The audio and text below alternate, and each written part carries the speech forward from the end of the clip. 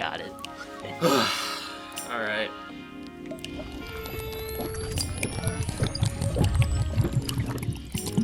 What's up, friends and fam? My name is David Cola and I play the drums. So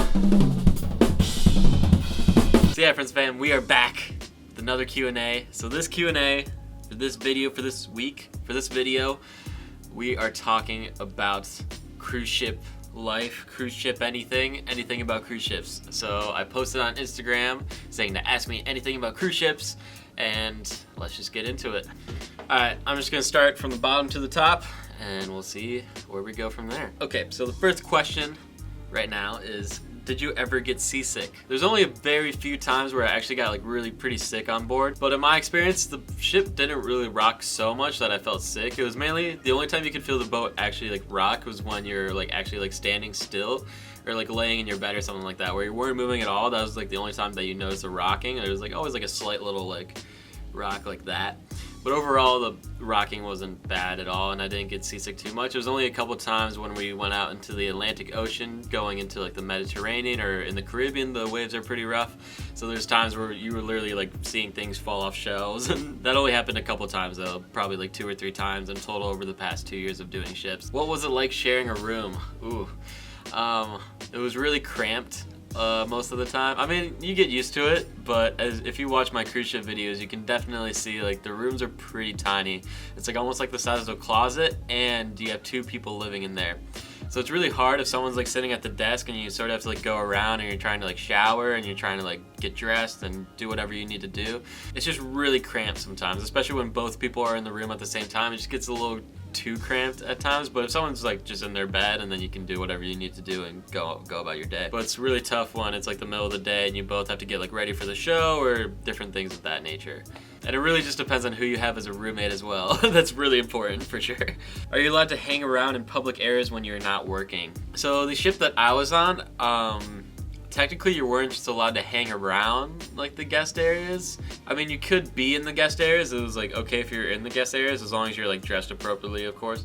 But most often you sort of had to like have a reason to be out in the guest areas. You couldn't just like sit on like one of the couches and hang out. I mean, obviously if you have like family on board and friends, that's completely fine. But if you're just hanging around like by yourself, like if you have your laptop or you're just sitting on your phone, then typically that's not really appropriate from what I've gathered over the past 2 years. So yes, you are allowed to be in the guest areas, but I always made sure to have a reason to be out in the guest areas. Like, oh, I was going to get food from the buffet, or I was going to get a drink, or I was going to get coffee, or I was going to do whatever. I was on my way, I was going to get a schedule from the office, or different things of that nature. Was it hard to leave your life behind, family and such? Yes, it was. It gets pretty difficult being away from home and being away from family. I feel like I've gotten pretty used to it by just being away at Berkeley. But yeah, you definitely get homesick. And I was gone for 6 months, which was the longest I was gone, which was my first contract. And definitely like by the middle of it, I got pretty homesick and I missed my family and I missed all my friends. And it's difficult because you are traveling to such like great and amazing places, but then you also just are sort of stuck in a sense, which I've talked about before. You're just sort of stuck on the ship and you're stuck in the same sort of scenery, the same sort of scenario. And you do miss home and you do miss being able to move about, really, like, because most of your day spent on the ship and you can only go so many places. So it is definitely nice to be home, and I did miss it a lot. But yeah, it would definitely be difficult for someone that's more of a homebody for sure, because you are away and you are sort of stuck in the same place for very long periods of time and you may not even see the sunlight. So for me though, yes, I did miss family, and it was very difficult at times. It was very difficult at times, but your boy made it. How'd you go about breaking drum heads while on board? Did you take extras? I've only had 1 drum head break on me, which if you haven't seen that clip, I'll put it right in here now.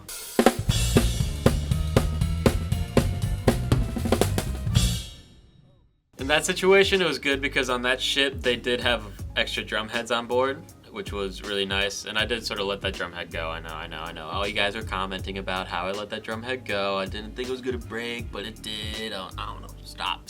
Don't yell at me. But yeah, for that ship that I was on when I broke the drum head, it was good because they already had extras. Whatever previous drummer ordered drum heads and got them in, and they had a bunch on board. So on some of the other ships I was on, they didn't actually have heads, but I never actually broke a head. But if I did, then I would have to go out and get them at the next port, or for the time being, I just grab another snare from like the lounge or something like that to subside, basically. Did you have any shows that you had to prepare for a lot, like really hard? Yes, there were some shows that were very difficult. It was mainly like when I first got on board and I wasn't really used to sight reading so much on a daily basis that I really struggled. As time went on and the more I sight read and the better I got, it became a lot easier to do shows where I could definitely do it in the day.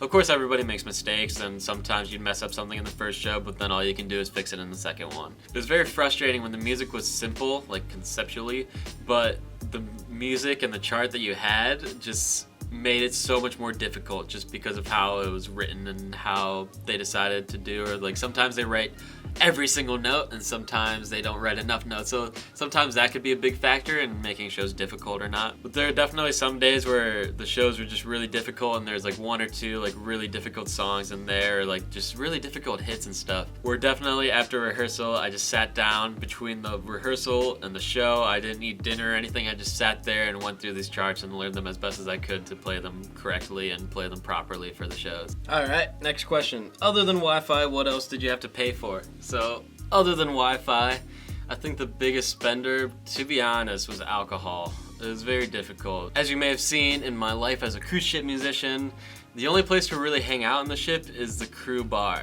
And I feel like that's also the biggest income for the ship in general, other than the guests. The crew bar is a place where everybody goes to hang out, and it's very easy because the drinks are really cheap, so everybody usually just has like a drink at the end of the day to wind down, and that could definitely add up pretty quickly. That's something that you have to think about to pay for other than Wi-Fi, because you definitely have to pay for drinks, and you can pay for food for if you want to go to like the restaurants and different things of that sort. So let's say you're in Italy and you want to go get some pizza, some pasta, then you're definitely gonna have to pay for that. So everything off the ship as well. I mean, there's not too much on the ship that you actually have to pay for. Wi-Fi is the big one. Drinks, and if you want snacks or anything like that, it's discounted, but you still have to pay for it. You can pay for your laundry to be done. You can have your clothes dry cleaned. You could pay for like a room steward, for someone to come in, like a maid sort of, and to clean up your room. Those are like the major things that I can think of off the top of my head for sure. How long will you continue to play on ships? I'm not sure if I'm actually going to be on a ship for a while. At least. I'm not sure exactly. Right now I'm moving to LA come next week. Oh, that's crazy to think about. But yeah, I'm not sure exactly if I'm gonna go back to ships. Maybe for like a sub or something at the most, but yeah. Ooh, this is a good question. What's the story behind? How did you come to drumming on a cruise ship? So basically, I was at Berkeley. I was doing, if you watch The Week in the Life at Berkeley, I was in like a jazz quartet kind of ensemble. Keep my jazz chops up at the time. And my teacher, who was a bass player, he said he worked on ships when he was like really young. And the one thing I asked him about was like, I wanted to move to LA and I needed experience and I also needed money, and the cruise ships was one thing that he recommended for me to check out. So basically that was in like the fall semester, and then I was home for Christmas and I was like, okay, I'm gonna audition for cruise ships. So it was right after Christmas. I auditioned through an entertainment company and I did like a 15-minute audition. And they said I did a good job and that they would reach out to me within the month with a contract. So I was like, sweet. And almost exactly a month later, they reached out to me with my first contract, and I gave them the dates and everything of when I was finishing school and when I'd be available. And so they got me a contract exactly 2 weeks after graduating after that last semester, which it worked out really nicely. I just did a Skype audition. It was quick, harmless, and I got through it, and then I just waited patiently and they sent it to me and it worked out, and I flew to Sweden, and that was quite an interesting experience. And here I am 2 years later. How much time do you get to practice before a show? So most often on ships, I feel like they try to push the rehearsals back as far as they can before the show, because typically in the day you're at the ports, let's say from like 9 to 4 p.m. So they'll try to have the rehearsal at like 4 p.m. so you can go out during the day. So if we're following that kind of schedule, you'd have all the morning to go out and explore whatever city that you're in, and then you'll probably have rehearsal at 4 o'clock, or it could be a little bit earlier, like 3 o'clock, and then the shows would typically be at 7 and 9, or sometimes they're at 8:30 and 10:30. If they're at 8:30 and 10:30, then they'll probably move the shows back to like, or they'll probably move the rehearsal back to like 4 or 5. 5:30, maybe 6 the latest, but typically like 4 or 5 if it's 8:30 and 10:30. So if the rehearsal lasts an hour, and let's say it's a 7 to 9 show, and you have rehearsal at 4 o'clock and you get done at 5, so you have from like 5 o'clock to 6:30, which is when the doors will probably open for the theater to work on it before the show. And sometimes if the rehearsal lasts longer, then you'll have even less time. So that's what makes it really difficult. So that's why for this gig especially, you need to be able to read music really, really well. Like even better than I thought I had to read like when I went in. But it's very important, especially just to keep that rehearsal time as down as low as possible. So then if you do need time to work on something, then you do have that time to do it. So it really depends on the band that you're with on board for the guest entertainers. Do you have much choice of drum gear on the ship, or like what gear do I bring? A lot of people are asking as well. So the ships should have everything for you. They do recommend that you bring your cymbals though, and you can bring your own snare. You can bring whatever you want. I wouldn't advise bringing a whole drum set though, because that'd be pushing it a little bit. But I brought my cymbals. I know people that have brought their snare drums. I've always been too lazy. It's just a lot of stuff to haul. I have brought my pedal though, which is something I definitely recommend. You should also bring your pedal. You don't need to bring your cymbals, but I definitely check to see what cymbals they have on board first, because sometimes they run short, and sometimes people actually steal cymbals. So they could be running short on the ship. So I'd be careful and see if you can get in touch with someone on the ship if you really don't want to bring your cymbals. But yeah, typically each ship will have like the same exact kit in all the lounges and on the stages and everything like that. It just makes it easier, so then they can, if something breaks, they can order the same parts, and the same, if they want to, they can just order the same kit over and over again, and the parts are interchangeable. So on my ship, they had like a Yamaha like stage custom or a Yamaha like oak custom around the ship, and since everything was Yamaha, everything was interchangeable, which is convenient. Yeah, and they did have cymbals there if I needed it. Sometimes they had decent snares and stuff like that. It just depends on the ship. It's very different. How do you feel about playing with rock/pop star legends? Example, Phil Collins.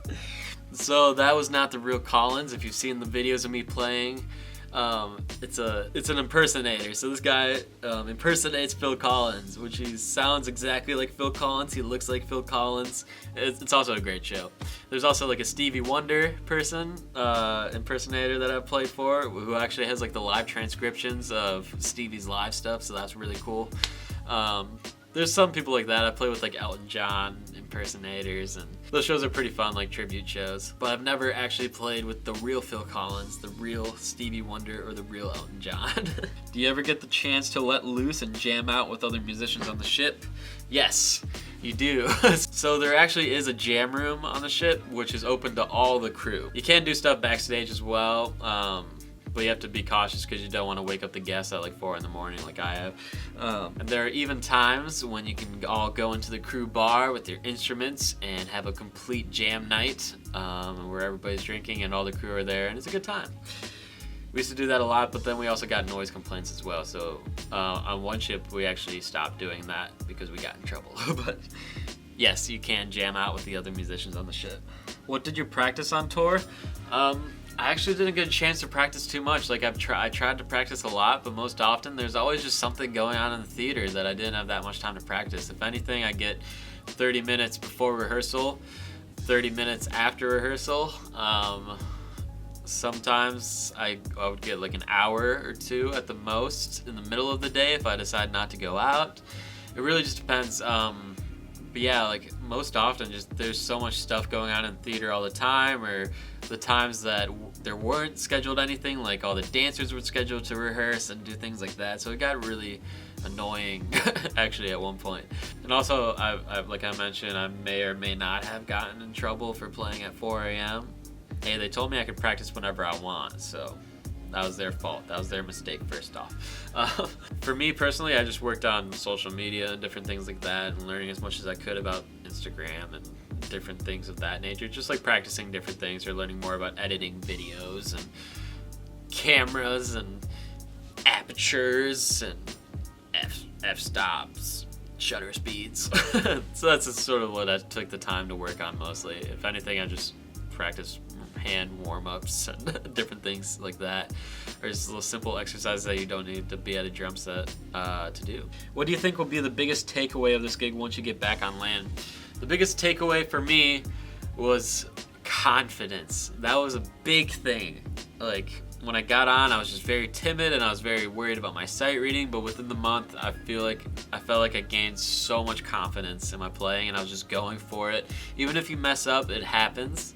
You just have to get over it and move on and focus on the next thing. So that's one thing. Playing confidently, I can't emphasize that enough. Like, it's so important. Like, as a drummer, you're like kicking this band, like you're pushing everybody along, like you're like the energy behind everything, because you're like a physical instrument. You're not plugged, I mean, obviously you have mics and stuff, but you're not plugged in. You're like physically hitting stuff, so you have to give the right energy. And when you give the right energy, it sort of makes everybody's life easier, if that makes sense. If you play confidently, then no one else has to worry about you. The bass player doesn't have to worry about you if you're playing confidently. Your music director doesn't have to worry about you because he knows that you can do it, that he doesn't have to worry about you. Even if you mess up, it happens. It happens to everybody. And most importantly, if you play the parts confidently and you play them right, then the guest entertainer can do what they have to do. They don't have to focus on you, they don't have to focus on the band. They know that you got it, and as long as you show them that confidence, then all they have to worry about is themselves. And that's probably the biggest takeaway I got. Good friend E-Man, he always says, you want to make everybody else in the band feel comfortable. He said that to me when I was still at Berkeley, and that's something that I really realized on this gig. That is such a primary goal now that I think about whenever I play in a band situation. I was playing for like all the guest entertainers. You want to make everybody feel comfortable so they don't have to worry about you, they can focus on them. And especially for the guest entertainer, because they go from ship to ship, they're playing with a new band, and the musicians rotate, and they're playing with new people all the time, and people that have never seen their show before, and they expect to hear the same thing so that they can do their show to the best of their ability. So if you don't play confidently, you play very timid, or you don't play the parts right, then it just makes it more stressful for them, because they're worried that you could miss something big and that can throw them off, or there's so many different factors. But if you play confidently and you play it right, so they don't have to worry about you, then they'll probably love you. And that's always something that I've tried to go for when playing on cruise ships. And I think that's the biggest takeaway that I'm definitely gonna use and try to do in anything else, in any gig that comes my way. So yeah, number one pro and number one con of playing on cruise ships. And it said, your playing is a huge inspiration. Thanks, my dude. I appreciate you. You're the man. Love you long time. Number one pro and number one con. Let me think of the con. I mean, there is a lot of cons. I'll just sort of list a couple things as far as like cons. It is pretty difficult because you are working for a company, and there are a lot of rules that you have to follow. Since you are working for a company, there are a lot of drills, there's lots of trainings when you first get on board, there's lots of things like that just make things really difficult. And like dealing with security and the security officer, because you have to know all these things about the ship as far as safety is concerned, which isn't a bad thing, it's things that you need to know. But of course, if someone that just wants to play music, it can be a bit frustrating. And sometimes like the ship can feel like, and sometimes the ship can just feel so small, and there could be drama on the ship because it's all these people stuck in literally the same boat. I mean, it's a ship, but for the pun, it's a boat. We're all stuck in the same boat. It's almost like being back in college, like a really small, close-knit college where you're all together living in like these dorms, and the only place to hang out is a bar, is a crew bar. So it can be really frustrating some days. It can be really depressing some days. Like weeks I didn't see sunlight, like just because of the schedule that I sort of formed. It's easy just to sleep all day. It's easy just to literally sit around and not do anything because you're sort of stuck in the same place, or you can't go out, or you sort of lose motivation sometimes. There's a lot of different cons about living on a ship. There's a lot of struggles. Sometimes there could be drama because if you're especially like with the cast of singers and dancers and all kids around your age, it can be almost like you're back in high school sometimes, which is pretty funny. Yeah, and sometimes for my specific gig where you're working with different entertainers, some guest entertainers are just amazing and some people you may just not get along with. So that also makes the gig pretty difficult sometimes, and that's also just another thing to learn, that you don't want to cause problems. You don't want to cause problems on a ship, and you don't want to be the person making things more difficult than they have to be, for sure. Alright, so as far as the pros, and another question was, is it worth it? So if we're going back to the Berkeley thing, is it worth it? Is it worth it to do the cruise ship gig? And the pros, for me, it was 100% worth it. It was an experience that I can't even explain my experience. It's difficult because only you have to work on the ship to really fully understand the full situation. I can't just sit here and describe it for you. I can do my best, but unless you work on a ship, you'll really fully understand the extent of the situation. But for me, it was totally worth it. It was totally worth it. The experience that I got. I was playing every single night. I was playing different styles. I was playing new charts. I was being challenged in so many ways, and it helped me become more confident in myself. It helped me play more confidently. It helped me with learning, or it helped me with reading. It helped me with so much. It helped me just get out of my shell almost even too, and not be afraid to like go out in different cities and explore on my own. Like there's so many different things that I benefited from doing cruise ships. I don't know if that made sense, but I'm just gonna leave it at that. There are lots of pros. You do meet a lot of awesome people and some of your best friends for the rest of your life, which is great. You do travel to some amazing places that you probably would have never imagined you would be able to go to one day. There are a lot of benefits, and to me it was totally worth it. Cruise ships were totally worth it. As difficult as it was at times, it did get pretty depressing at some points, but all you can really do is look through that as best as you can and get through it. Work your hardest and do your best, and at the end of the day, that's all you can do. But as far as doing it for the past 2 years, it was definitely worth it. I feel like if I had to do it any longer though, then it would be too much. It would just be way too much. It's a very specific lifestyle, and it can be very difficult in that way. It's a very difficult lifestyle to be in, and some people do this for their whole lives, which is crazy. And it is really easy to get stuck in the same place and just get stuck in the cycle of it. But to me, for the time that I did do it, it was definitely worth it. But for me, for all the time that I did do it for 2 years, it was totally worth it, and I got exactly what I needed from it, and I feel like I've become a much better player. I feel like I've learned a lot about myself. I feel like I've just grown very much over the past 2 years of doing cruise ships. But I do have to say that by the end of this last contract, I was getting sort of sick of it. I was getting really antsy at one point on this last contract where I was just ready for the next step. I'm like ready to go, and like for me the next step is moving to LA next week, which is crazy to even think about, but I'm stoked about it, and that's just something that's just me. But maybe this is a gig for you and you love it, and this is what you can do for the rest of your life, which is great because it is a great gig. There are a lot of benefits to it. Of course, I just mentioned a lot of cons, but overall for me it was worth it as far as the experience, and I met some amazing players. There were times where there's struggling, but we got through it. I got through it, and overall it was a good time. I have lots of great stories, so but that's another video for very far in the future. So yeah, I think I'm gonna leave it at that. Let me know in the comments if you have any more questions. A shameless plug, you should follow me on Instagram. If you don't follow me on Instagram, I post lots of cool stuff there.